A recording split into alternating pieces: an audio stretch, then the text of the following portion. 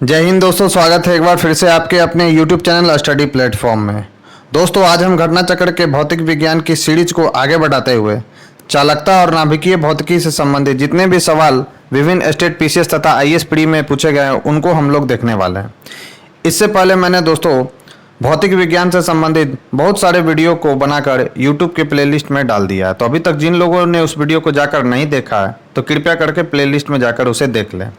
Video start करने से पहले दोस्तों आपसे एक रिक्वेस्ट है कि अगर आप हमारे चैनल पर पहली बार आए हैं तो चैनल को सब्सक्राइब कर ले, बेल आइकन को प्रेस कर ले ताकि नई वीडियो की नोटिफिकेशन आपको समय समय पर मिलती रहे। साथ ही साथ अगर ये वीडियो आपको पसंद आए तो इसे ज़्यादा से ज़्यादा लाइक करें और अपने दोस्तों के साथ शेयर करें। तो चलिए डिस्कशन स्टार्ट करते हैं।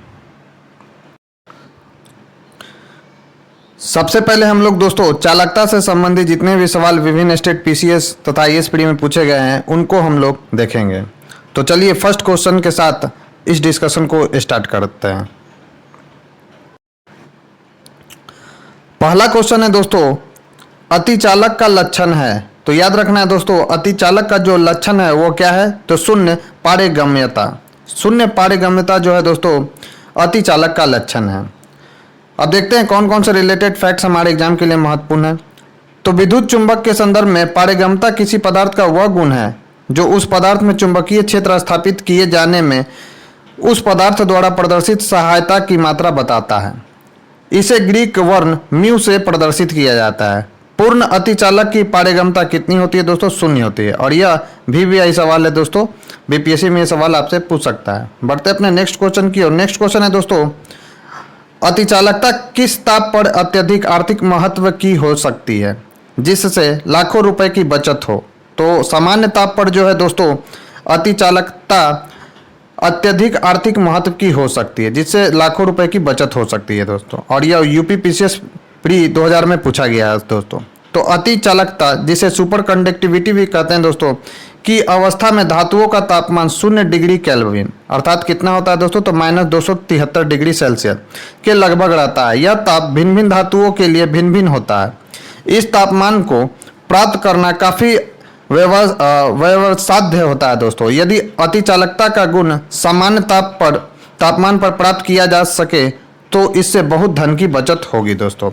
तो ये याद रखना है कि अगर किसी अतिचालक द्वारा प्राप्त अधिकतम तापमान क्या होता है, तो याद रखना है किसी चालक द्वारा अधिकतम ताप क्या होता है दोस्तों, तो 133 केल्विन होता है। तो वायुमंडलीय दाब पर किसी अतिचालक द्वारा प्राप्त अधिकतम ताप कितना होता है, तो 133 केल्विन होता है। अधिकतम ताप वाला अतिचालक एक सेरेमिक पदार्थ है जिसमें मरकरी, बेरियम, कैल्शियम, कॉपर तथा ऑक्सीजन शामिल है दोस्तों। नेक्स्ट है नौ आविष्कृत उच्च ताप अतिचालक है। तो कौन सा है दोस्तों, तो सेरेमिक ऑक्साइड है। तो अतिचालक की दिशा में हो रहे खोज और अनुसंधान में सेरेमिक ऑक्साइड बहुत ही उपयोगी सिद्ध हुई है। मृत्तिका युक्त धातुओं पर ही अतिचालकता के प्रयोग किए जा रहे हैं और इसमें सफलता भी मिली। अतिचालकता युक्त मृत्तिकाएं थैलियम, बेरियम, कैल्शियम तथा कॉपर ऑक्साइड से युक्त होती है दोस्तों। तो ये कुछ महत्वपूर्ण फैक्ट्स है दोस्तों जिसे आपको ध्यान में रखना है। बढ़ते अपने नेक्स्ट क्वेश्चन की ओर। अर्धचालक की चालकता ताप पर होती है यानी 0 डिग्री केल्विन ताप पर होती है। तो याद रखना है कि अर्धचालक की जो चालकता होती है दोस्तों वह 0 डिग्री केल्विन पर कितनी होती है, तो 0 होती है। और यह VVI सवाल है दोस्तों जिसे आपको ध्यान में रखना है। ऐसे ठोस पदार्थ जैसे जर्मेनियम और सिलिकॉन जिनकी विद्युत चालकता चालक तथा अचालक के बीच होती है उन्हें अर्धचालक कहते हैं। परम शून्य ताप पर अर्धचालक एक आदर्श अचालक यानी शून्य चालकता की भांति व्यवहार करता है दोस्तों। नेक्स्ट है एक अर्धचालक में विद्युत चालन होता है। तो याद रखना है एक अर्धचालक में जो विद्युत चालन होता है दोस्तों इलेक्ट्रॉन्स एवं होल्स दोनों के द्वारा होता है। और यह भी VVI सवाल है दोस्तों जिसे आपको ध्यान में रखना है। तो अर्धचालक यानी सेमीकंडक्टर दो प्रकार के होते हैं, तात्विक और प्राकृतिक। तो प्राकृतिक अर्धचालक तथा बाह्य अर्धचालक यानी अर्धचालक दो प्रकार का होता है दोस्तों। एक होता है इंट्रांसिक सेमीकंडक्टर और एक होता है एक्सट्रांसिक सेमीकंडक्टर जिसे हिंदी में तात्विक या प्राकृतिक अर्धचालक बोला जाता है या बाह्य अर्धचालक कहा जाता है। एक शुद्ध अर्धचालक जिसमें कोई अपद्रव न मिला हो निज अर्धचालक कहलाता है। इस प्रकार शुद्ध जर्मेनियम एवं सिलिकॉन अपनी प्राकृतिक अवस्था में निज जो है दोस्तों अर्धचालक है। इसमें वैद्युत चालन इलेक्ट्रॉनों एवं याद रखना है कोटरों अर्थात होल्स दोनों की गति के कारण होता है। तो ये कुछ महत्वपूर्ण सवाल है दोस्तों जिसे आपको ध्यान में रखना है। नेक्स्ट है किसी अर्धचालक का प्रतिरोध गर्म करने पर, तो याद रखना है दोस्तों किसी अर्धचालक का जो प्रतिरोध है गर्म करने पर क्या होता है, घटता है। तो अगर प्रतिरोध घटता है दोस्तों तो चालकता इसकी क्या हो जाएगी, तो इंक्रीज कर जाएगी। तो ये भी पॉइंट आपको ध्यान में रखना है। तो अर्धचालक ऐसे ठोस पदार्थ है जिनकी विद्युत प्रतिरोधकता चालकों से अधिक परंतु कुचालक से कम होती है। अर्धचालकों की प्रतिरोधकता सामान्य ताप पर 10 पे पावर -2 से 1 ओम के मध्य होती है। अर्धचालक का प्रतिरोध ताप बढ़ाने पर क्या होता है दोस्तों, कम होता है। तो प्रतिरोध कम होगा दोस्तों तो उसमें चालकता क्या हो जाएगा, बढ़ जाएगा। तो ये भी पॉइंट आपको ध्यान में रखना है। नेक्स्ट है निकट अतीत में हिग्स बोसोन कण के अस्तित्व के संसूचन के लिए किए गए प्रयत्न लगातार समाचारों में रहे हैं। इस कण की खोज का क्या महत्व है। पहला है यह हमें यह समझने में मदद करेगा कि मूल कणों में संहति क्यों होती है। दूसरा है दोस्तों यह निकट भविष्य में हमें दो बिंदुओं के बीच के भौतिक अंतराल को पार किए बिना एक बिंदु से दूसरे बिंदु तक पदार्थ स्थानांतरित करने की प्रौद्योगिकी विकसित करने में मदद करेगा। तीसरा है यह हमें नाभिकीय विखंडन के लिए बेहतर ईंधन उत्पन्न करने में मदद करेगा। तो इसका राइट आंसर क्या है दोस्तों, तो इसका राइट आंसर है 1। इसमें केवल एक ही सही है दोस्तों। यह हमें यह समझने में मदद करेगा कि मूल कणों में संहति क्यों होती है। तो इसका राइट आंसर क्या हो जाएगा दोस्तों, तो इसका राइट आंसर हो जाएगा केवल 1। याद रखना है कि इस ब्रह्मांड में दृश्यमान द्रव्य परमाणुओं और अणुओं से निर्मित है। द्रव्यमान वह भौतिक गुण है जिनसे इस कणों को ठोस रूपाकार मिलता है। उप परमाणविक कणों में द्रव्यमान की उत्पत्ति कैसे होती है, इसी तत्व को समझाने के लिए हिग्स बोसोन कणों की खोज की गई और यह VBI सवाल है दोस्तों जिसे आपको ध्यान में रखना है। नेक्स्ट है परम शून्य तापमान पर अर्धचालकों में विद्युत प्रतिरोध हो जाता है। तो याद रखना है परम शून्य तापमान पर क्या होता है दोस्तों, परम शून्य तापमान किसको कहते हैं, तो 0 डिग्री केल्विन को कहते हैं। और अगर पूछा जाए कि सेल्सियस में कितना हो जाएगा तो -273 डिग्री सेल्सियस। तो इस पर क्या होता है दोस्तों, अर्धचालक का प्रतिरोध, तो अर्धचालक का जो प्रतिरोध होता है दोस्तों वो अनंत हो जाता है। तो परम शून्य तापमान पर अर्धचालक की चालकता शून्य हो जाती है और वे एक आदर्श चालक की भांति व्यवहार करते हैं। इस ताप पर अर्धचालकों में विद्युत प्रतिरोध क्या होता है दोस्तों, तो अनंत हो जाता है। नेक्स्ट, निम्न में से कौन सी धातु अर्धचालक की तरह।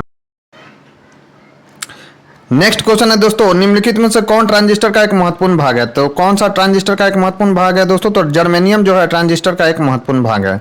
नेक्स्ट है ट्रांजिस्टर बनाने के लिए सर्वाधिक प्रयुक्त पदार्थ कौन सा है। तो ट्रांजिस्टर बनाने के लिए सर्वाधिक प्रयुक्त पदार्थ कौन सा है दोस्तों, तो सिलिकॉन है दोस्तों। ट्रांजिस्टर के निर्माण में सिलिकॉन एवं जर्मेनियम जैसे अर्धचालक का प्रयोग किया जाता है दोस्तों। फिर है कथन और कारण से रिलेटेड सवाल दोस्तों। त्वरित चालकों को बनाने में लोहे की छड़ों की अपेक्षा तांबों की छड़ों की वरीयता दी जाती है। यह बात बिल्कुल सही है दोस्तों। कारण इसका दिया गया कि लोहे की तुलना में तांबे विद्युत का अधिक सुचालक होते हैं और वायुमंडलीय परिस्थितियों में सरलता से क्या होते हैं दोस्तों। तो यहाँ पर छूट गया, मैं देख लेता हूँ एक बार क्या है यहाँ पे। यहाँ लिखा गया दोस्तों सरलता से, याद रखना है यहाँ पर लिखा गया है क्या, तो सरलता से यहाँ लिखा गया है ऑक्सीकृत नहीं होते हैं, ये लिखा गया है। तो आपको ध्यान में रखना है कि इसमें जो कथन भी सही और कारण जो है इसका दोस्तों सही एक्सप्लेनेशन कर रहा है। यानी त्वरित चालकों को बनाने में लोहे की छड़ों की अपेक्षा तांबे की छड़ों को वरीयता दी जाती है, यह बात बिल्कुल सही है। और लोहे की तुलना में तांबे विद्युत का अधिक सुचालक और वायुमंडलीय परिस्थितियों में सरलता से ऑक्सीकृत नहीं होते, यह भी बात बिल्कुल सही है दोस्तों। यानी कारण कथन की सही व्याख्या करा। तो इस क्वेश्चन का राइट आंसर क्या हो जाएगा दोस्तों, तो ए होगा। अब रीजन देखते हैं। तो त्वरित चालक एक धातु की चालक छड़ होती है जिसे ऊंचे भवनों की आकाशीय विद्युत से रक्षा के लिए लगाया जाता है। ये आकाशीय विद्युत आवेश से प्राप्त आवेश को सीधे पृथ्वी में भेज देते हैं और इस प्रकार इमारतों को नष्ट होने से बचाते हैं। त्वरित चालकों को बनाने में लोहे की अपेक्षा तांबे की बनी छड़ों को वरीयता दी जाती है क्योंकि तांबा लोहे की तुलना में अधिक सुचालक होता है और वायुमंडलीय परिस्थितियों में सरलता से ऑक्सीकृत नहीं होता है दोस्तों। नेक्स्ट है तड़ित यानी बिजली चमकना से वृक्ष में आग भी लग सकती है क्योंकि इसमें अत्यधिक मात्रा में होती है। तो क्या होती है दोस्तों, तो विद्युत ऊर्जा होती है। याद रखना है कि त्वरित चालक में अधिक मात्रा में क्या होती है, विद्युत ऊर्जा होती है। तो बिजली तथा गड़गड़ाहट के साथ वाली आंधी यानी थंडर स्टॉर्म के दौरान उत्पन्न तड़ित में विद्युत ऊर्जा अत्यधिक मात्रा में होती है, जिसके कारण वृक्षों में आग लगने की संभावना होती है दोस्तों। नेक्स्ट है, निम्न में से कौन सा अर्धचालक है? तो याद रखना है दोस्तों, सिलिकॉन और जो जर्मेनियम है, सिलिकॉन यानी 1 और जो 4 है दोस्तों, वो क्या है? अर्धचालक है। तो इस क्वेश्चन का राइट आंसर क्या हो जाएगा? तो सी हो जाएगा। तो यानी सिलिकॉन और जर्मेनियम क्या है दोस्तों? तो सेमीकंडक्टर है। तो अर्धचालक युक्तियों के निर्माण में सिलिकॉन का सबसे अधिक प्रयोग होता है। याद रखना है, पहले जर्मेनियम का प्रयोग व्यापक था, किंतु इसकी उष्ण अति संवेदनशीलता के कारण सिलिकॉन ने इसकी जगह ले ली है दोस्तों। नेक्स्ट, निम्नलिखित में से कौन सा अर्धचालक है? तो जर्मेनियम जो है दोस्तों एक अर्धचालक है। तो जर्मेनियम तथा सिलिकॉन अर्धचालक पदार्थ है। ऐसे पदार्थ के प्रत्येक परमाणु के संयोजी इलेक्ट्रॉन अपने समीप के परमाणुओं के एक एक संयोजी इलेक्ट्रॉन के सहयोग से सहसंयोजक बंध की रचना करते हैं और पदार्थ क्रिस्टल का रूप ले लेते हैं। जर्मेनियम चतुर संयोजी यानी ट्राइवैलेंट तत्व है दोस्तों। तो ये भी पॉइंट आपको ध्यान में रखना है। नेक्स्ट, निम्नलिखित तत्वों में से कौन अर्धचालक है? तो सिलिकॉन जो है दोस्तों अर्धचालक है। कुछ पदार्थ ऐसे हैं जिनकी वैद्युत चालकता अचालकों की अपेक्षा बहुत अधिक परंतु चालकों की अपेक्षा बहुत कम होती है, इन्हें अर्धचालक कहते हैं, जैसे सिलिकॉन और जर्मेनियम। नेक्स्ट है दोस्तों, भारत सरकार ने झामा के निर्यात पर पूर्ण प्रतिबंध लगा दिया, क्योंकि उसमें से ऐसी धातु या ऐसा तत्व निकाल सकते हैं जिसका उपयोग ट्रांजिस्टर में होता है। वह निम्नलिखित में से कौन सा है दोस्तों? तो वह कौन सा है दोस्तों? तो जर्मेनियम है। तो झामा जला हुआ कोयला से जर्मेनियम तत्व निकाले जाते हैं, जिनका उपयोग ट्रांजिस्टर के निर्माण में किया जाता है दोस्तों। और ISPD 1999 में पूछा गया, तो BPSC में भी ये सवाल पूछ सकता है दोस्तों कभी भी। अब हम लोग दोस्तों नाभिकीय भौतिकी से रिलेटेड जितने भी सवाल विभिन्न स्टेट PCS तथा ISPD में पूछे गए, उनको हम लोग एक एक कर देखेंगे। तो पहला क्वेश्चन है दोस्तों, निम्नलिखित में से कौन सा युग्म सुमेलित नहीं है? तो याद रखना है दोस्तों, मेसॉन की जो खोज है हिडेके युकावा ने की थी, यह बात बिल्कुल सही है। पॉजिट्रॉन की जो खोज है CD एंडरसन एवं UF हेस ने की थी, यह भी बात सही है। सूर्य तथा तारों में ऊर्जा का उत्पादन का सिद्धांत AH बेथे ने किया था, यह भी बात सही है। हेंस बेथे के द्वारा किया गया था। इन्होंने बताया था क्या कि 10 पे पावर 7 डिग्री सेल्सियस पर 4 हाइड्रोजन नाभिक मिलकर एक हीलियम के नाभिक का निर्माण करते हैं, और इस प्रकार नाभिकीय संलयन के द्वारा क्या होता है दोस्तों? सूर्य और तारे में ऊर्जा का निर्माण लगातार होता रहता है। तो इसका गलत आंसर कौन सा है दोस्तों? तो याद रखना है, पारा यूरेनियम तत्वों का जो संश्लेषण है दोस्तों, एनरिको जो फर्मी दिया गया, यह बात बिल्कुल गलत है। वर्ष 1938 में अमेरिकी वैज्ञानिक AH बेथे ने बताया कि सूर्य और ब्रह्मांड के अन्य तारों की ऊर्जा का स्रोत वहां होने वाले नाभिकीय संलयन है। मेसॉन कणों की खोज वर्ष 1935 में वैज्ञानिक हिडेकी युकावा ने की थी। पॉजिट्रॉन नामक धनावेशित मूल कण की खोज वर्ष 1932 में CD एंडरसन तथा UF हेस ने की थी। तो ये पॉइंट आपको ध्यान में रखना है। पारा यूरेनियम तत्वों के संश्लेषण में एनरिको फर्मी का नहीं बल्कि GT सीबोर्ग का महत्वपूर्ण योगदान है दोस्तों। नेक्स्ट है, को दिया गया है दोस्तों, आपसे पूछ रहा है कि कौन सा सही सुमेलित है। तो याद रखना है दोस्तों, बेल द्वितीय प्रयोग जो है दोस्तों कृत्रिम बुद्धि से नहीं है। ब्लॉकचेन जो प्रौद्योगिकी है दोस्तों, वो डिजिटल या क्रिप्टो मुद्रा यानी क्रिप्टो करेंसी से संबंधित है, यह बात बिल्कुल सही है। और क्रिस्पर जो है दोस्तों Cas9 यह कण भौतिकी से संबंधित नहीं है। तो इसका केवल एक ही राइट आंसर, वो कौन है दोस्तों? तो B। तो याद रखना है दोस्तों, बेल द्वितीय प्रयोग कण भौतिकी का एक प्रयोग है, जिसे B मेसॉन के गुणों के अध्ययन हेतु डिजाइन किया गया है। यह प्रयोग वर्तमान में जापान में संचालित किया जा रहा है, अतः युग्म 1 सुमेलित नहीं है। ब्लॉकचेन जो प्रौद्योगिकी है दोस्तों क्रिप्टो करेंसी से संबंधित है, अतः युग्म 2 जो है दोस्तों सही सुमेलित है। क्रिस्पर Cas9 जीनोम एडिटिंग तकनीक है, जो ऐसी पूर्व तकनीकों की तुलना में तीव्र, सस्ती तथा सटीक है। स्पष्ट है कि युग्म जो 3 है जो दोस्तों वो भी सुमेलित नहीं है। बढ़ते अपने नेक्स्ट क्वेश्चन की ओर। नेक्स्ट क्वेश्चन है दोस्तों, निम्नलिखित में से कौन सही नहीं है? तो याद रखना है दोस्तों, किसी परमाणु के नाभिक का टूटना जो है संलयन नहीं, क्या कहलाता है दोस्तों? विखंडन कहलाता है। तो किसी परमाणु के नाभिक का टूटना संलयन नहीं बल्कि विखंडन कहलाता है। तो कौन सा गलत हमसे पूछा जा रहा है दोस्तों? तो इस क्वेश्चन का राइट आंसर क्या हो जाएगा? तो B होगा। नाभिकीय संलयन में 2 हल्के नाभिक आपस में मिलकर एक भारी नाभिक का निर्माण करते हैं। हाइड्रोजन बम जो है दोस्तों नाभिकीय संलयन की प्रक्रिया पर आधारित है। अन्य जो विकल्प है दोस्तों इसमें सही है। फिर कथन कारण से रिलेटेड सवाल है दोस्तों। अर्नेस्ट रदरफोर्ड ने रॉयल सोसाइटी के समक्ष कहा था कि मनुष्य को नाभिकीय शक्ति कभी नहीं उपलब्ध होगी। यह बात बिल्कुल सही है। और इसका कारण क्या है दोस्तों? तो उसे यह विश्वास था कि आइंस्टीन का नियम फेल हो जाएगा और मात्रा ऊर्जा में परिवर्तित नहीं होगी। तो यह भी बात सही है दोस्तों, यानी कारण जो है कथन की सही एक्सप्लेनेशन कर रहा है। तो इसलिए इस क्वेश्चन का राइट आंसर क्या हो जाएगा? A हो जाएगा। नेक्स्ट है, निम्न कणों में से कौन एक जिसका आविष्कार करने का दावा किया जा रहा है अल्बर्ट आइंस्टाइन के सापेक्षवाद सिद्धांत को गलत साबित करने के जोखिम में डाल सकता है? तो कौन सा है दोस्तों? तो माइक्रोवेव फोटोन। और ये अभी भी आई सवाल है दोस्तों आगामी बीपीएससी के लिए, जिसे आपको ध्यान में रखना है। तो कैम्ब्रिज विश्वविद्यालय के भौतिकविदों गुंटूर और अल्फांस स्टाफलोहेन ने आइंस्टीन के सापेक्षवाद सिद्धांत को गलत साबित करने का दावा किया। उन्होंने माइक्रोवेव फोटोन को प्रकाश के वेग से अधिक वेग से संचारित करने का दावा किया है दोस्तों। नेक्स्ट है, साइक्लोट्रॉन किसको त्वरित करने के लिए प्रयुक्त किया जाता है? तो याद रखना है दोस्तों, बीबीआई सवाल है कि साइक्लोट्रॉन किसको त्वरित करने के लिए प्रयुक्त किया जाता है? तो प्रोटॉन को त्वरित करने के लिए प्रयोग किया जाता है दोस्तों साइक्लोट्रॉन। तो साइक्लोट्रॉन एक ऐसा त्वरक उपकरण है जिसके द्वारा प्रोटॉन, अल्फा कण तथा न्यूट्रॉन आदि में उच्च वेग उत्पन्न किया जाता है। नेक्स्ट है, पेयजल में गामा उत्सर्जक समस्थानिक है या नहीं, इसकी पुष्टि निम्नलिखित में से किससे की जाती है? तो याद रखना है दोस्तों, प्रस्फुरन गणक के द्वारा इसकी पुष्टि की जाती है। तो पेयजल में गामा उत्सर्जक समस्थानिक की उपस्थिति का पता प्रस्फुरन गणक यानी से लगाया जाता है दोस्तों। नेक्स्ट है, निम्न विकिरण प्रकारों में से किसमें सर्वाधिक ऊर्जा होती है? तो याद रखना है, सर्वाधिक जो ऊर्जा होती है दोस्तों वह किसमें होती है? इंफ्रारेड में होती है। और जिसमें सर्वाधिक ऊर्जा होती है दोस्तों उसी में सर्वाधिक आवृत्ति भी होता है। तो ये भी पॉइंट आपको ध्यान में रखना है।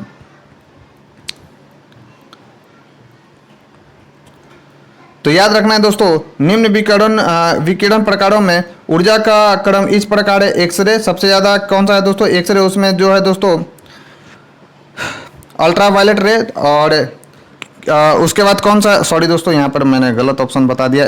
सर्वाधिक जो ऊर्जा इसमें से कौन सा सर्वाधिक ऊर्जा होती है? तो एक्सरे में जो होती है दोस्तों सर्वाधिक ऊर्जा होती है। और जिसमें सर्वाधिक ऊर्जा होती है दोस्तों उसमें आवृत्ति जो रहता है सबसे ज़्यादा रहता है। तो ये भी पॉइंट आपको ध्यान में रखना है। और उसमें फ्रीक्वेंसी क्या होता है दोस्तों? सबसे लो होता है। जिसमें सबसे ज़्यादा ऊर्जा होगा उसमें फ्रीक्वेंसी लो होगा, आवृत्ति उसका अधिक होगा। तो ये भी पॉइंट आपको ध्यान में रखना है। गलती से मैंने डी लगा दिया था। तो एक्सरे में सबसे ज़्यादा होता है। उसके बाद क्या होता है दोस्तों? अल्ट्रावायलेट, उसके बाद दृश्य प्रकाश, उसके बाद इंफ्रारेड, उसके बाद जो होता है दोस्तों रेडियो वेव, उसमें होता है। तो विद्युत चुंबकीय स्पेक्ट्रम में पाए जाने वाले विभिन्न विकिरणों में न्यूनतम ऊर्जा रेडियो तरंगों की, जबकि अधिकतम ऊर्जा किसकी होती है दोस्तों? तो गामा। एक्सरे से भी पहले होता है दोस्तों गामा किरण। तो ये भी पॉइंट आपको ध्यान में रखना है कि गामा किरण का जो ऊर्जा होता है वो एक्सरे से भी ज़्यादा होता है। यानी सबसे ज़्यादा गामा, और सबसे लास्ट किसका होता है दोस्तों? तो रेडियो तरंग का। अगर पूछा जाए कि सबसे कम फ्रीक्वेंसी किसका होता है तो गामा किरण का। सबसे ज़्यादा फ्रीक्वेंसी किसका होता है दोस्तों? तो रेडियो तरंगों का। नेक्स्ट, निम्नलिखित विद्युत चुंबकीय विकिरणों में से किसकी ऊर्जा अधिकतम होती है? तो किसकी ऊर्जा अधिकतम होती है दोस्तों? तो याद रखना है, एक्सरे किरणों की जो ऊर्जा होती है दोस्तों अधिकतम होती है। तो यहाँ पर क्रम दिया गया कि सबसे ज़्यादा ऊर्जा किसका होता है? गामा किरण का, उसके बाद एक्सरे का, उसके बाद पैराबैंगनिक विकिरण का, उसके बाद दृश्य प्रकाश, अवरक्त, माइक्रोवेव, और सबसे कम किसका होता है दोस्तों? रेडियो तरंग का। सूर्य पर ऊर्जा का निर्माण होता है तो किस द्वारा होता है दोस्तों? तो नाभिकीय संलयन द्वारा होता है। तो सूर्य तथा ब्रह्मांड के अन्य तारों की ऊर्जा का स्रोत वहाँ पर होने वाला नाभिकीय संलयन है। सूर्य का अधिकांश भाग हाइड्रोजन एवं हीलियम का बना है तथा इसके भीतर के भाग का ताप करीब 10⁻7 डिग्री सेल्सियस केल्विन होता है। इतने अधिक ताप पर हाइड्रोजन नाभिक का संलयन होता रहता है तथा अपार ऊर्जा मुक्त होती है। इनके अतिरिक्त तारों में गुरुत्वीय संकुचन भी उनकी ऊर्जा का एक स्रोत है। तो याद रखना है दोस्तों, संलयन के साथ साथ गुरुत्वीय जो संकुचन होता है तारों में, वो भी उनकी ऊर्जा का प्रमुख स्रोत है। नेक्स्ट है, तारे अपनी ऊर्जा प्राप्त करते हैं। तो याद रखना है, तारे अपनी जो ऊर्जा प्राप्त करते हैं नाभिकीय संलयन से और गुरुत्वीय संकुचन से प्राप्त करते हैं। तो इस क्वेश्चन का जो राइट आंसर हो जाएगा दोस्तों वो क्या हो जाएगा? 1 और 2 दोनों होगा।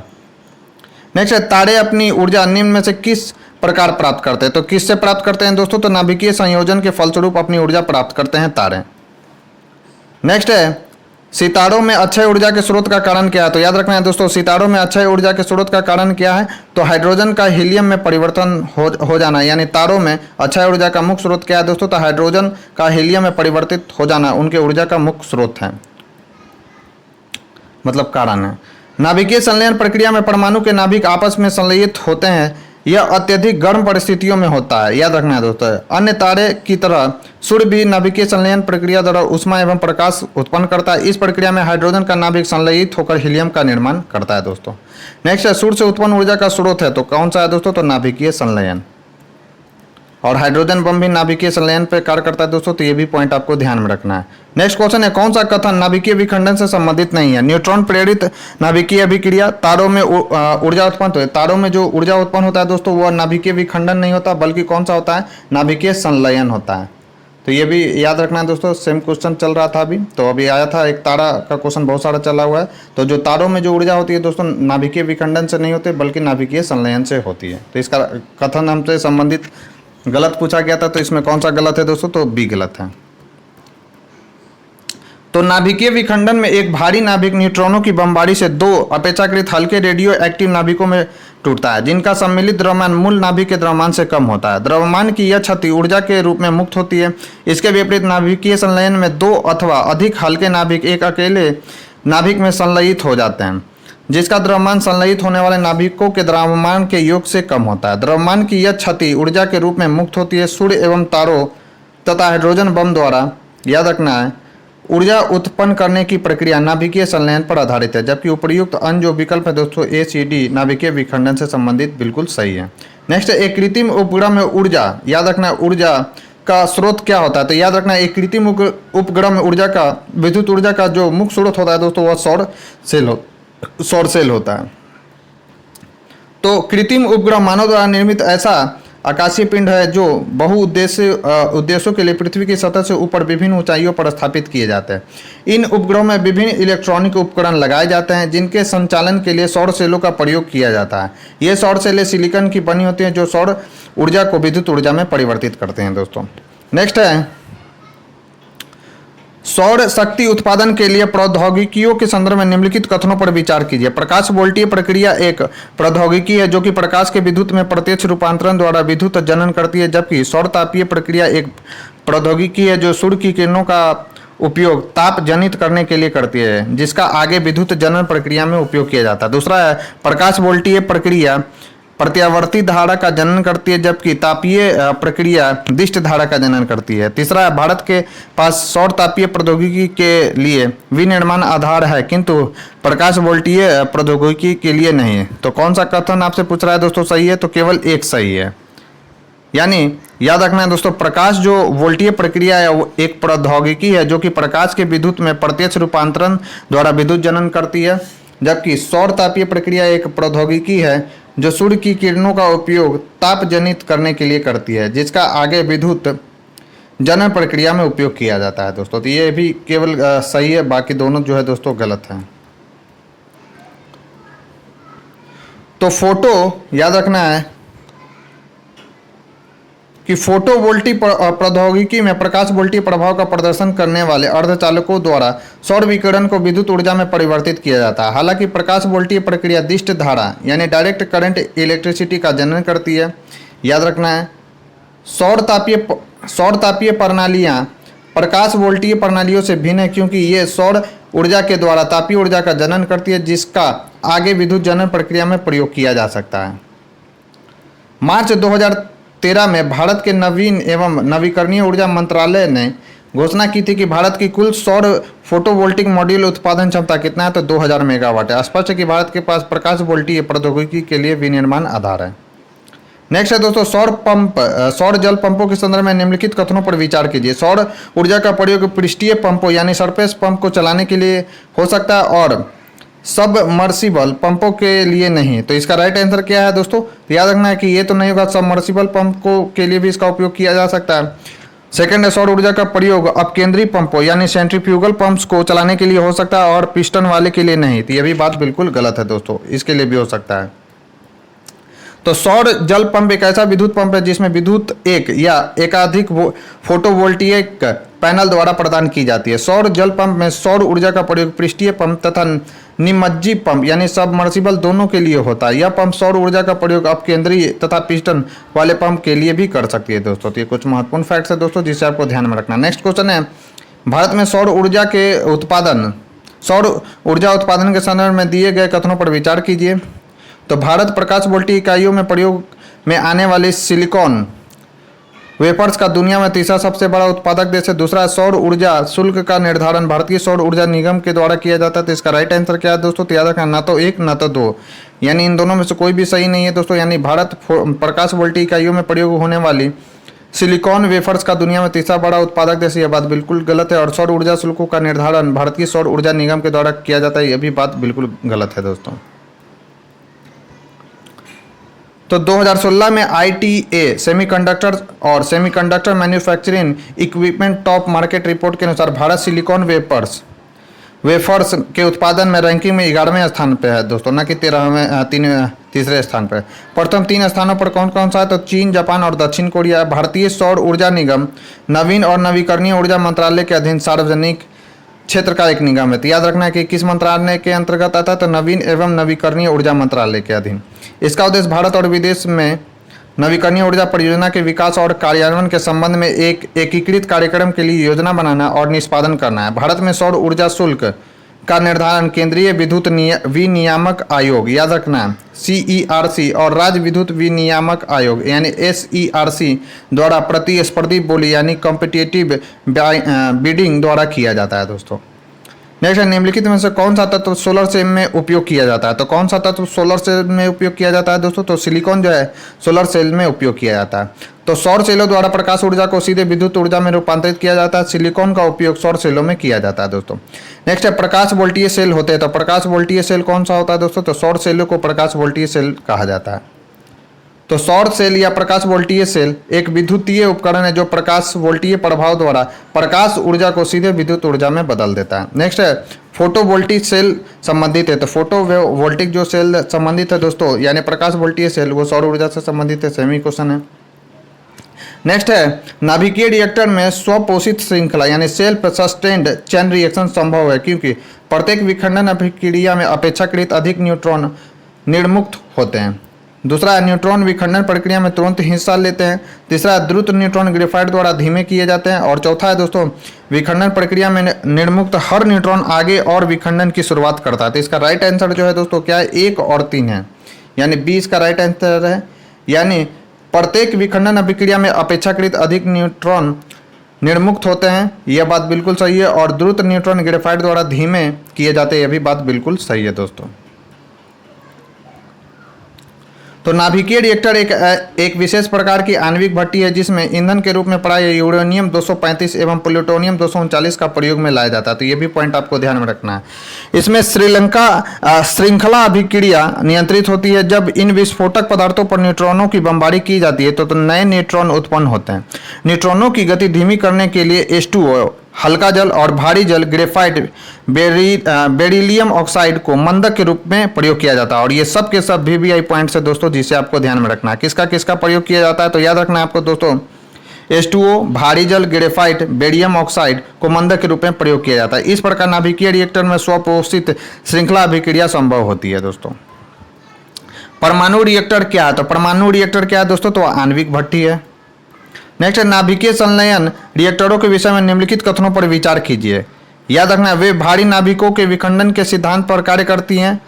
तो ऐसा कुछ नहीं है। फिर है दोस्तों, साधारणतः उनकी टोकमाक डिजाइन होती है, यह बात बिल्कुल सही है। वे बहुत अधिक तापक्रम पर कार्य करते थे, यह भी बात बिल्कुल सही है दोस्तों। तो इसका राइट आंसर जो हो जाएगा दोस्तों 2 और 3 केवल सही है, जबकि 1 जो है दोस्तों इसका गलत आंसर है।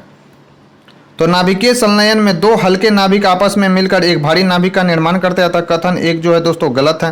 नाभिकीय संलयन अभिक्रिया को ताप नाभिकीय अभिक्रिया यानी थर्मोन्यूक्लियर रिएक्शन भी कहते हैं दोस्तों। तो ये भी सवाल आपसे पूछ सकता है BPSC में कि थर्मोन्यूक्लियर रिएक्शन किसे कहते हैं? तो नाभिकीय संलयन को कहते हैं, यानी न्यूक्लियर फ्यूजन को कहते हैं, क्योंकि यह अभिक्रिया बहुत ऊंचे ताप पर होती है। साधारणतः नाभिकीय संलयन रिएक्टरों की टोकमाक डिजाइन होती है दोस्तों। नेक्स्ट है, नाभिकीय रिएक्टर और परमाणु बम में क्या अंतर है? तो याद रखना है दोस्तों, नाभिकीय रिएक्टर में श्रृंखला अभिक्रिया नियंत्रित होती है, जबकि परमाणु बम में जो होती है दोस्तों श्रृंखला अभिक्रिया नियंत्रित नहीं होती है।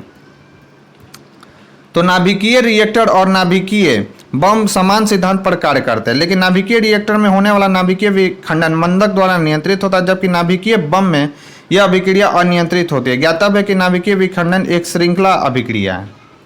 नेक्स्ट, एक आधुनिक आयुर्वैज्ञानिक विज्ञान में नाभिकीय औषधियाँ नैदानिक और उपचार के प्रभावी उपकरण के रूप में उभर रहे हैं। ये वास्तव में है, तो ये वास्तव में क्या है दोस्तों? तो रेडियो आइसोटोप्स हैं। तो वर्तमान में विभिन्न तत्वों के रेडियोधर्मी समस्थानिक यानी रेडियो एक्टिव आइसोटोप्स का उपयोग नाभिकीय औषधियों के रूप में नैदानिक और चिकित्सीय उपचार में किया जा रहा है। नेक्स्ट है भारत में प्रचुर मात्रा में उपलब्ध महत्वपूर्ण नाभिकीय ईंधन है। तो भारत में प्रचुर मात्रा में उपलब्ध नाभिकीय ईंधन कौन सा है दोस्तों? तो थोरियम है। और ये अभी भी ऐसा सवाल है दोस्तों जिसे आपको ध्यान में रखना है। तो थोरियम एक ऐसा महत्वपूर्ण नाभिकीय ईंधन है जो भारत में प्रचुर मात्रा में उपलब्ध है। थोरियम का मुख्य स्रोत कौन सा है दोस्तों? तो मोनाजाइट है। तो ये भी सवाल पूछा जाता है। थोरियम केरल, याद रखना, झारखंड, तमिलनाडु, आंध्र प्रदेश, राजस्थान में पाया जाता है। भारत में थोरियम के अनुमानतः कितना भंडार है दोस्तों? तो 4.5 लाख टन है। नेक्स्ट है एक रेडियोधर्मी तत्व जिसके भारतवर्ष में बड़े भंडार पाए जाते हैं, वो कौन सा है दोस्तों? तो वह है थोरियम। नेक्स्ट है कुछ लोगों का सोचना है कि तेजी से बढ़ रही ऊर्जा की जरूरत पूरी करने के लिए भारत को थोरियम को नाभिकीय ऊर्जा के भविष्य के ईंधन के रूप में विकसित करने के लिए शोध और विकास करना चाहिए। इस संदर्भ में थोरियम यूरेनियम की तुलना में कैसे अधिक लाभकारी है? पहला है प्रकृति में यूरेनियम की तुलना में थोरियम के कहीं अधिक भंडार है। उत्खनन प्राप्त खनिज से मिलने वाली प्रति इकाई द्रव्यमान ऊर्जा की तुलना की जाए तो थोरियम प्राकृतिक यूरेनियम की तुलना में कहीं अधिक ऊर्जा उत्पन्न करता है। दूसरा है दोस्तों थोरियम यूरेनियम की तुलना में कम नुकसानदेह अवशिष्ट उत्पादन करता है। तो ये तीनों के तीनों जो है दोस्तों सही है, 1 और 2 3, यानी प्रकृति में यूरेनियम की तुलना में थोरियम के कहीं अधिक भंडार, यह बात बिल्कुल सही है। 4.5 लाख टन संभावना बताया जा रहा है दोस्तों थोरियम का। फिर उत्खनन प्राप्त खनिज से मिलने वाली प्रति इकाई द्रव्यमान ऊर्जा की तुलना की जाए तो थोरियम प्राकृतिक यूरेनियम की तुलना में कहीं अधिक ऊर्जा उत्पन्न करती है, यह भी बात बिल्कुल सही है। और तीसरा, थोरियम यूरेनियम की तुलना में कम नुकसानदेह अवशिष्ट उत्पन्न करता है, तो यह भी बात बिल्कुल सही है। तो याद रखना है दोस्तों, अंतर्राष्ट्रीय संगठन वर्ल्ड न्यूक्लियर एसोसिएशन के अनुसार प्रकृति में थोरियम का भंडार परंपरागत परमाणु ईंधन यूरेनियम के मुकाबले 3 गुना ज्यादा है। प्रति इकाई थोरियम यूरेनियम से 250 गुना ज़्यादा ऊर्जा उत्पन्न करता है। यह माना जाता है कि पृथ्वी पर थोरियम में निहित ऊर्जा भंडार पेट्रोलियम, कोयला और अन्य जीवाश्म ईंधन तथा यूरेनियम को एक साथ मिलाने से भी ज़्यादा है। इसके अलावा थोरियम रिएक्टर से निकलने वाला कचरा बाकी प्रकार के रिएक्टरों के परमाणु कचरे के मुकाबले कहीं कम रेडियोधर्मी होता है दोस्तों। तो ये कुछ महत्वपूर्ण फैक्ट्स है दोस्तों जिसे आपको ध्यान में रखना है। नेक्स्ट है भारत अंतर्राष्ट्रीय ताप नाभिकीय प्रायोगिक रिएक्टर का एक महत्वपूर्ण सदस्य है। यदि यह प्रयोग सफल हो जाता है तो भारत का तात्कालिक लाभ क्या होगा? तो याद रखना भारत को तात्कालिक लाभ क्या होगा दोस्तों? तो याद रखना आपको, यह विद्युत उत्पादन के लिए संलयन यानी फ्यूजन रिएक्टरों का निर्माण कर सकता है दोस्तों। तो अंतर्राष्ट्रीय ताप नाभिकीय प्रायोगिक रिएक्टर एक अंतर्राष्ट्रीय नाभिकीय संलयन अनुसंधान एवं अभियांत्रिकी महापरियोजना है। इस परियोजना का लक्ष्य प्लाज्मा भौतिकी के प्रायोगिक अध्ययन के आगे बढ़कर बड़े स्तर पर विद्युत उत्पादन में सक्षम संलयन रिएक्टरों का निर्माण करना है दोस्तों। नेक्स्ट है भारत के संदर्भ में अंतर्राष्ट्रीय परमाणु ऊर्जा एजेंसी के अतिरिक्त नया 4 यानी एडिशनल प्रोटोकॉल का अनुसमर्थन करने का निहितार्थ क्या है? तो याद रखना दोस्तों इसका क्या निहितार्थ है? तो असैनिक परमाणु रिएक्टर IAEA के रक्षा उपायों के अधीन आ सकते हैं दोस्तों। तो एडिशनल प्रोटोकॉल जो अंतर्राष्ट्रीय परमाणु एजेंसी जिसका मुख्यालय कहाँ है दोस्तों? तो ये भी सवाल आपसे पूछ सकता है। इसका मुख्यालय जो है वियना में है, अंतर्राष्ट्रीय परमाणु एजेंसी का। तथा किसी भी व्यक्तिगत देशों के, याद रखना है दोस्तों, किसी भी व्यक्तिगत देशों के मध्य वार्तालाप का कानूनी दस्तावेज उस राज्य के व्यापक सुरक्षा उपायों के निरीक्षण का अधिकार प्रदान करता है। IAEA के साथ भारत का अतिरिक्त प्रोटोकॉल यानी एडिशनल प्रोटोकॉल जुलाई 2014 से प्रभावी हुआ। इस प्रोटोकॉल के तहत IAEA द्वारा निगरानी सुविधाओं को बढ़ाया जाएगा और हथियारों के निर्माण के लिए प्रयोग में लाए जाने वाले गैर रक्षा सुविधाओं पर इसका असर नहीं होगा।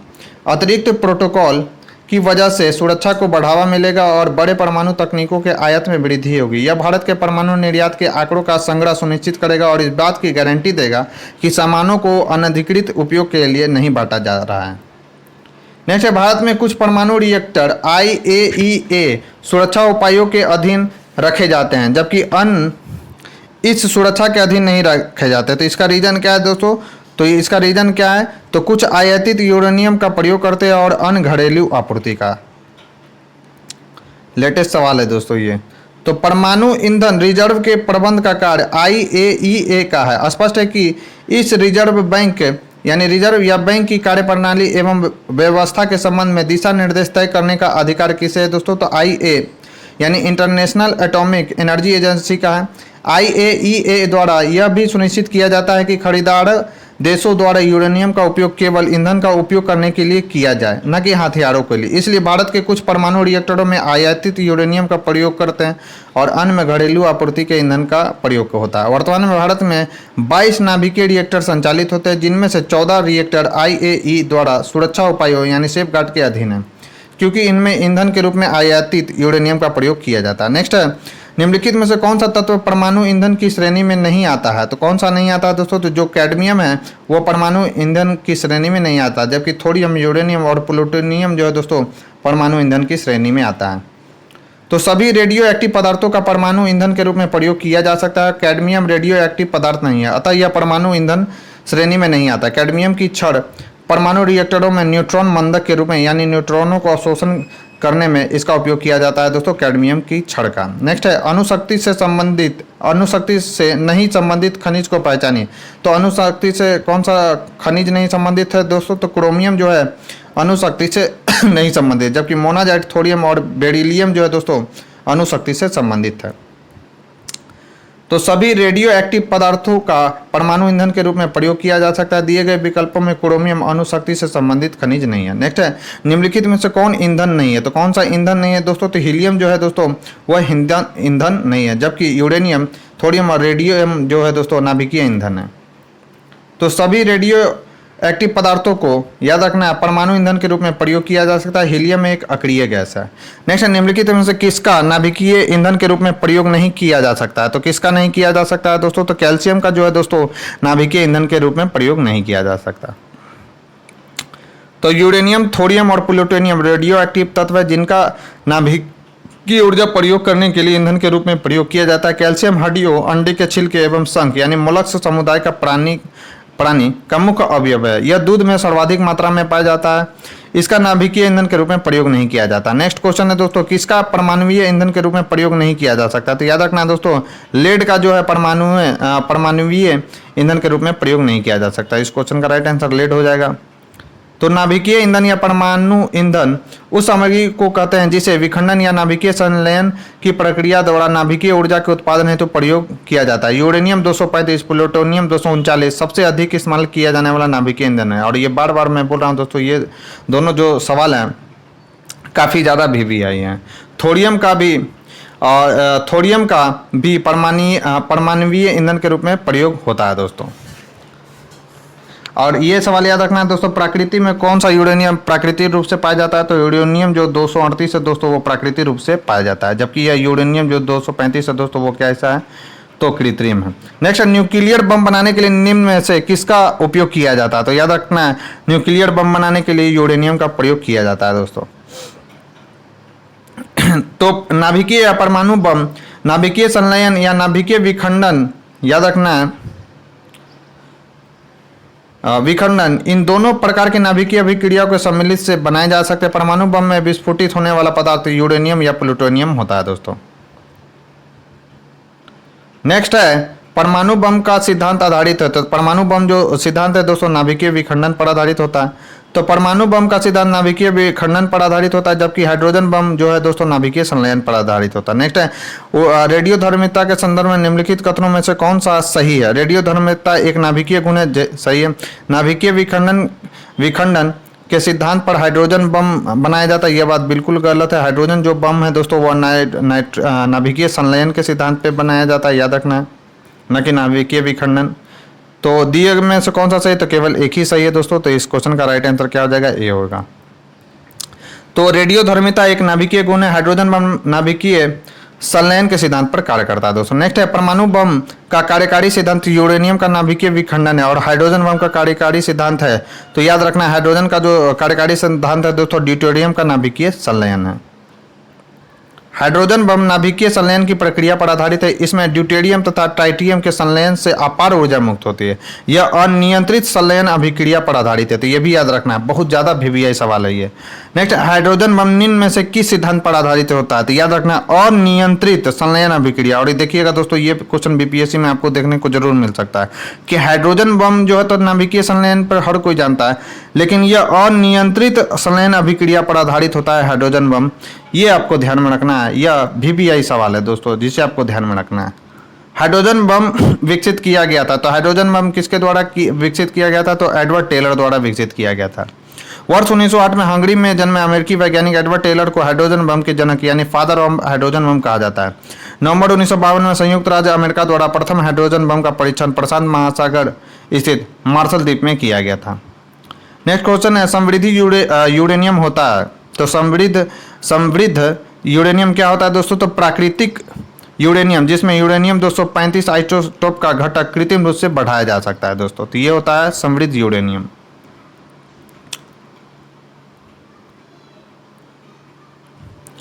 तो समृद्ध यानी इनरिच यूरेनियम एक प्रकार की यूरेनियम है जिसमें समस्थानिकों को विलग करने की प्रक्रिया आइसोटोप के दौरान यूरेनियम 235 का प्रतिशत संगठन कृत्रिम रूप से बढ़ाया जाता है दोस्तों।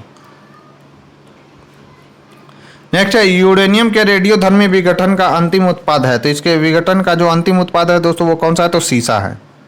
और यह VVI सवाल है दोस्तों जिसे आपको ध्यान में रखना है। तो यूरेनियम रेडियोधर्मी विघटन का अंतिम उत्पाद लेड है। एक रेडियो एक्टिव पदार्थ की अर्धवायु 4 महीने है। इस पदार्थ के 3/4 का क्षय होने में समय कितना लगेगा? तो 8 महीने लगेगा दोस्तों। ये बताया गया कैसे होगा।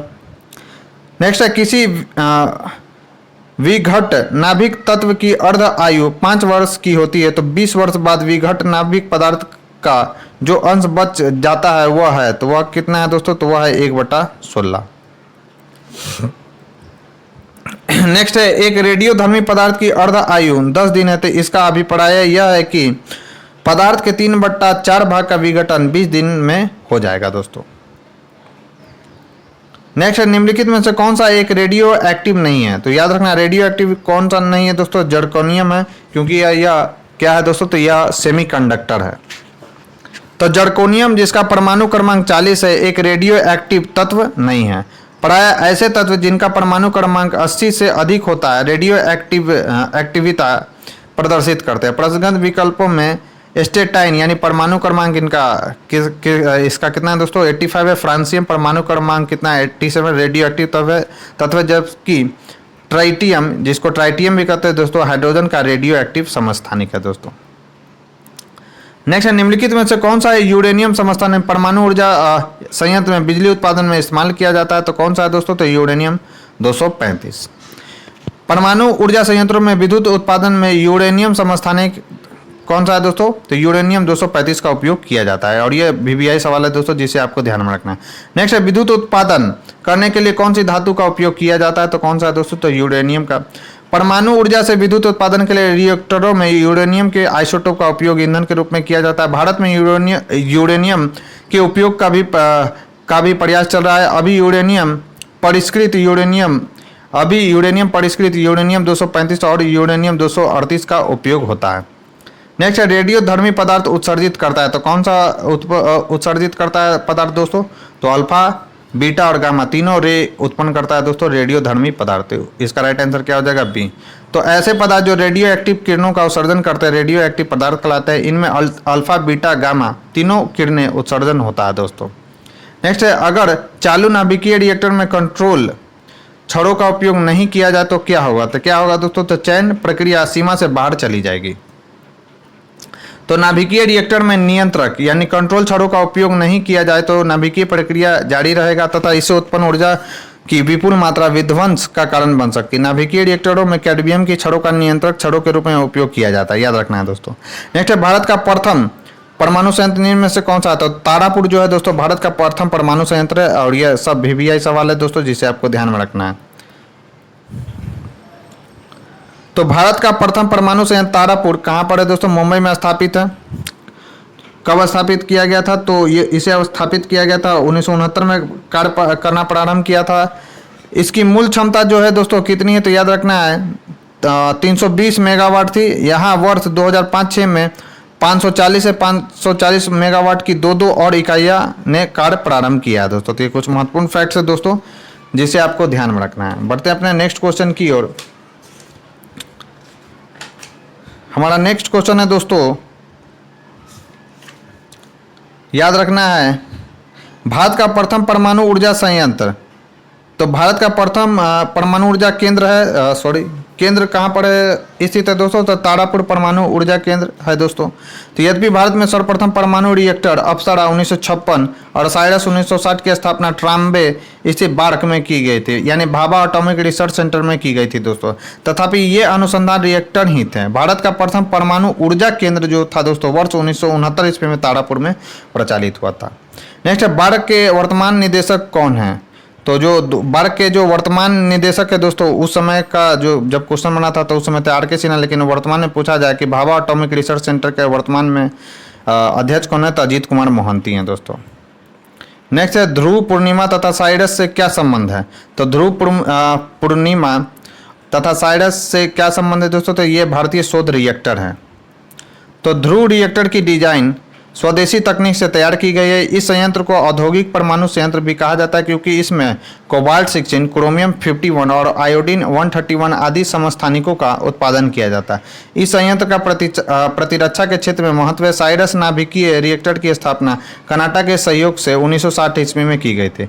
इस रिएक्टर को 31 दिसंबर 2010 को अस्थायी रूप से बंद कर दिया गया था। पूर्णिमा नाभिकीय रिएक्टर थोरियम चक्र का अध्ययन करने वाला विश्व का प्रथम और एकमात्र रिएक्टर था, जिसके 3 संस्करणों पूर्णिमा 1, पूर्णिमा 2 और पूर्णिमा 3 का विकास किया गया था। ये तीनों रिएक्टर ही क्रमशः वर्ष 1973, 1986 तथा 1991 में सेवा मुक्त कर दिए गए थे दोस्तों। नेक्स्ट है, भारत में न्यूक्लियर रिएक्टर्स में कौन सा ईंधन प्रयुक्त होता है? तो कौन सा ईंधन प्रयुक्त होता है दोस्तों? तो यूरेनियम 238। तो प्राकृतिक रूप से प्राप्त यूरेनियम में यूरेनियम 235 की मात्रा केवल इतना होती है। शेष में कितना होता है दोस्तों? मैंने आपको बताया था कि प्राकृतिक रूप से पाए जाने वाला यूरेनियम कौन सा है, तो वह है दोस्तों यूरेनियम 238। कुछ रिएक्टरों में साधारण यूरेनियम ईंधन के रूप में प्रयोग में लाया जाता है, परंतु अनेक रिएक्टरों में समृद्ध यूरेनियम का प्रयोग ही किया जाता है दोस्तों। नेक्स्ट है, कल्पकम प्रसिद्ध है। तो यह प्रसिद्ध किसके लिए दोस्तों? तो परमाणु शक्ति संयंत्र के कारण यह प्रसिद्ध है दोस्तों, कल्पकम। और यह कहाँ पे है? तो तमिलनाडु में। तो यह भी पॉइंट आपको ध्यान में रखना है। तो कल्पकम कहाँ है दोस्तों? तमिलनाडु में। वर्ष 1971 में चेन्नई के निकट इंदिरा गांधी परमाणु अनुसंधान केंद्र की स्थापना की गई। इस केंद्र का मुख्य कार्य फास्ट ब्रीडर रिएक्टर के संबंध में अनुसंधान एवं विकास करना है। वर्तमान समय में कल्पकम में लगभग 5,677 करोड़ रुपए की लागत से 500 मेगावाट क्षमता वाले प्रोटोटाइप फास्ट ब्रीडर रिएक्टर का निर्माण किया जा रहा है दोस्तों। नेक्स्ट है, इंदिरा गांधी आणविक अनुसंधान केंद्र स्थित है। तो कहाँ पर है दोस्तों? तमिलनाडु में। तमिलनाडु के कल्पकम में है, ये भी याद रखना है आपको। नेक्स्ट है दोस्तों, Indira Gandhi centre for atomic research Kalpakkam, यानी तमिलनाडु में। यह बात बिल्कुल सही है। Atomic minerals directors for exploration and research, यह हैदराबाद में। यह भी बात सही है। हरिश्चंद्र रिसर्च इंस्टीट्यूट चेन्नई में नहीं है दोस्तों। Shah institute of nuclear physics, यह दोस्तों कोलकाता में। यह बात बिल्कुल सही है। तो हरीश रिसर्च इंस्टीट्यूट उत्तर प्रदेश के कहाँ पर है दोस्तों? तो प्रयागराज में स्थित है। अन्य जो तीनों विकल्प है दोस्तों वह बिल्कुल सही है। नेक्स्ट, निम्नलिखित संगठनों पर विचार कीजिए। परमाणु खनिज अनुसंधान एवं अन्वेषण निदेशालय, गुरुजल बोर्ड यानी हैवी वाटर बोर्ड, फिर भारतीय रेयर अर्थ लिमिटेड यानी इंडियन रेयर अर्थ लिमिटेड, भारतीय यूरेनियम कॉर्पोरेशन। इनमें से कौन से परमाणु ऊर्जा विभाग के अंतर्गत आता है? तो याद रखना दोस्तों, इनमें से सभी के सभी परमाणु ऊर्जा विभाग के अंतर्गत आता है। तो इसका राइट आंसर क्या हो जाएगा? डी। तो सभी संस्थाएं परमाणु ऊर्जा विभाग के अंतर्गत आता है। परमाणु खनिज अनुसंधान एवं अन्वेषण निदेशालय हैदराबाद में। गुरुजल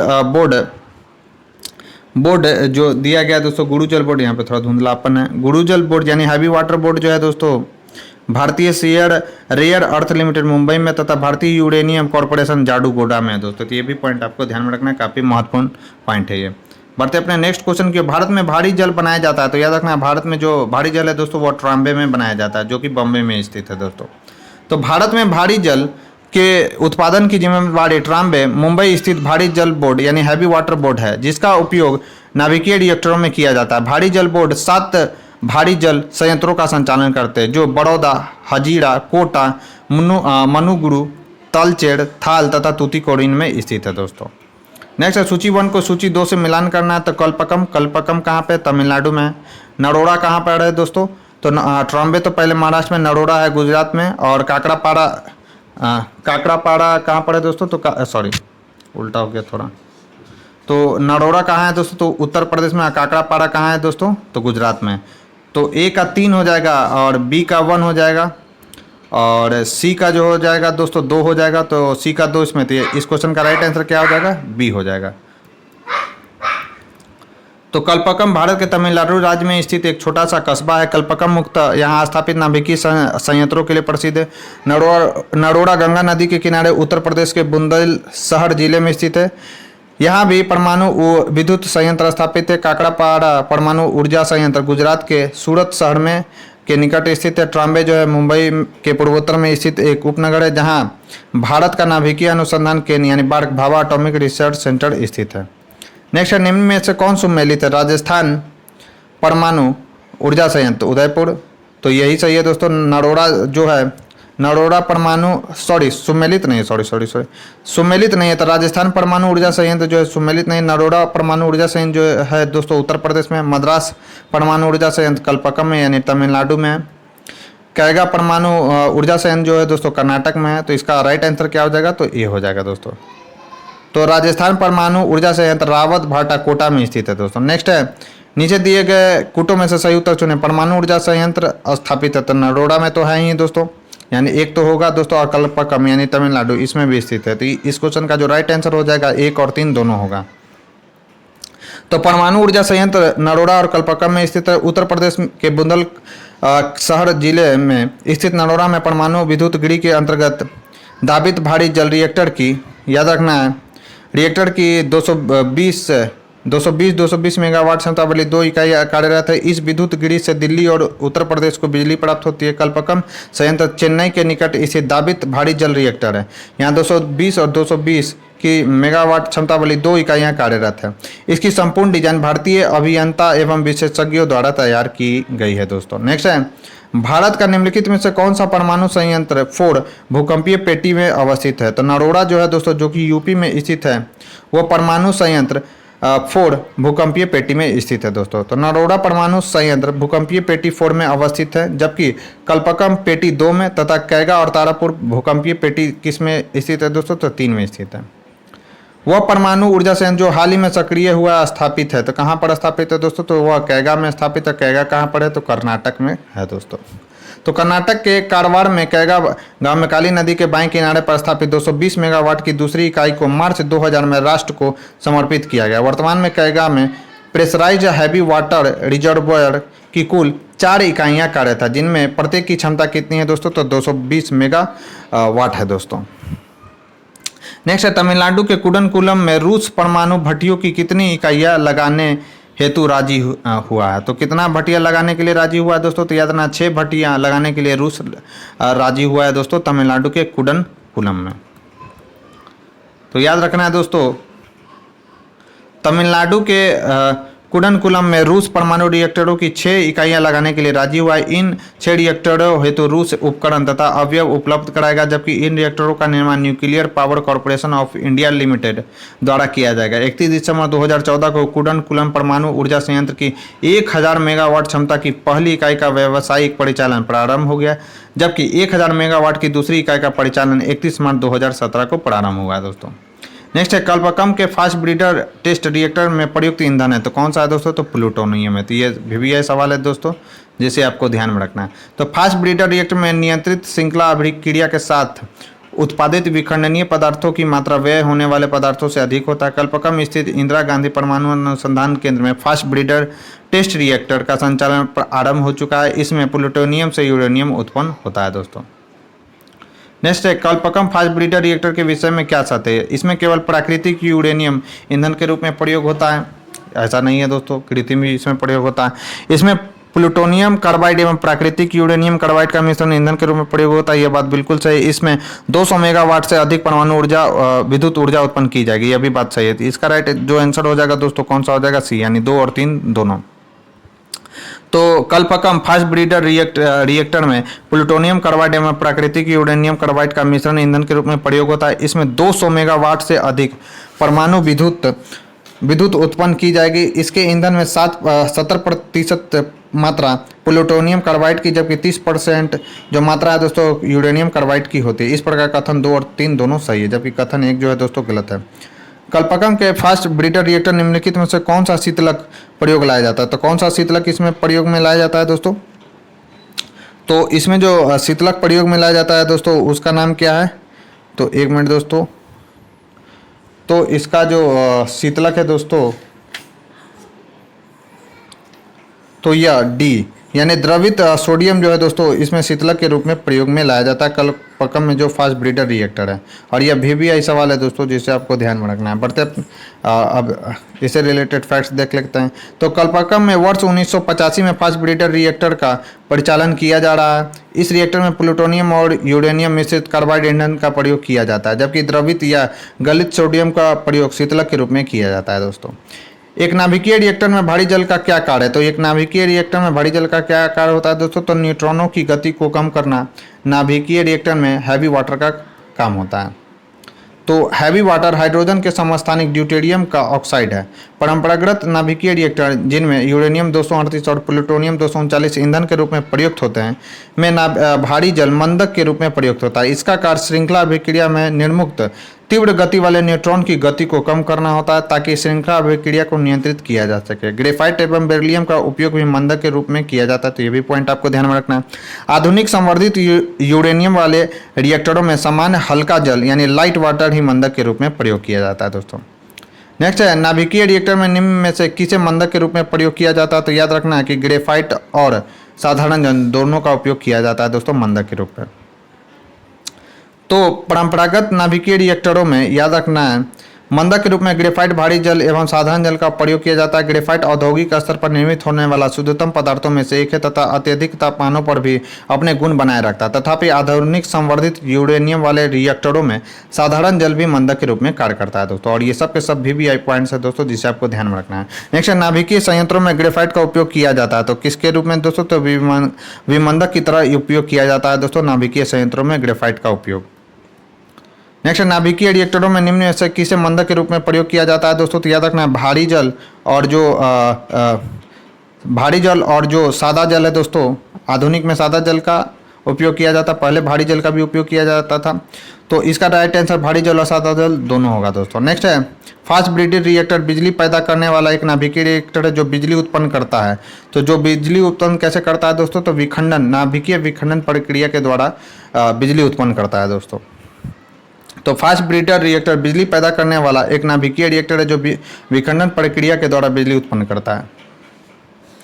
नेक्स्ट क्वेश्चन है दोस्तों कि एक ब्रीडर रिएक्टर वह है, तो एक ब्रीडर रिएक्टर वह है जो विखंडन होने वाले पदार्थों को उससे अधिक उत्पन्न करता है जितना वह जलाता है दोस्तों। तो ये याद रखना है कि एक ब्रीडर रिएक्टर क्या है? तो विखंडन होने वाले पदार्थों को उससे अधिक उत्पन्न करता है जितना वह जलाता है दोस्तों।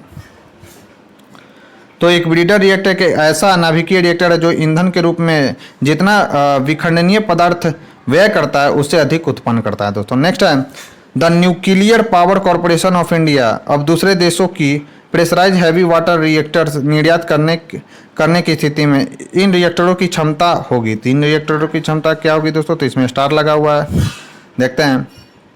तो nuclear power corporation of India विदेशियों को 220 मेगावाट तथा 220 मेगावाट इलेक्ट्रॉन वोल्ट क्षमता के प्रेशराइज हैवी वाटर रिएक्टर्स का निर्यात करने की स्थिति में भारत की ओर से यह बयान परमाणु ऊर्जा आयोग के तत्कालीन चेयरमैन श्री कुमार बनर्जी ने वर्ष 2010 में वियना में संपन्न अंतर्राष्ट्रीय परमाणु ऊर्जा एजेंसी की 54वीं आम सभा में दिया था, यानी 220 और 540। तो 220 और 540 इसमें तो है नहीं दोस्तों, यानी इसमें इसलिए इसमें स्टार लगा हुआ है।